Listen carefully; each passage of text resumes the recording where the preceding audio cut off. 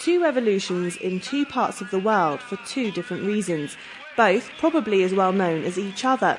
The Cuban Revolution, led by Fidel Castro, overthrowing Fulgencio Batista in 1959, and the Islamic Revolution, led by Ayatollah Khomeini, overthrowing the Shah 20 years later. Though ideologically they couldn't have been further apart, they have a similarity that is still true today. America.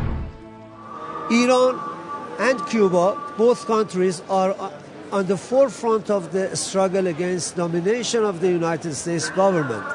Both countries have championed the fight for independence and sovereignty of their nations.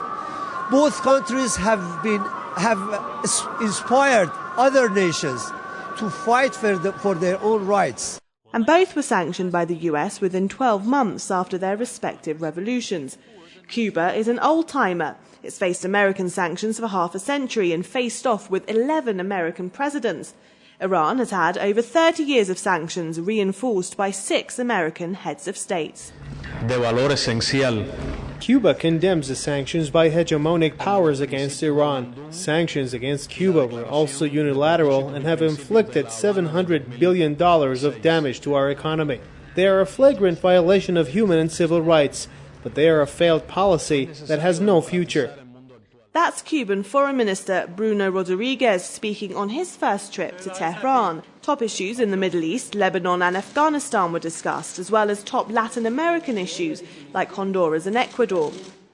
President Barack Obama has criticized both Cuba and Iran. In March, just few days apart, in eerily similar comments, he slammed both countries for showing a clenched fist to America and criticized both countries for not taking the path to a new era.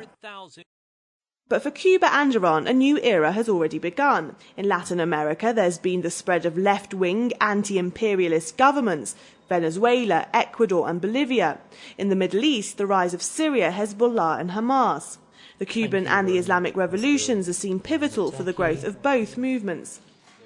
And the two countries have seen increasing economic, trade and development ties too. I think it's encouraging that both countries have engaged in economic, political and social engagement and agreements. It's very, very important.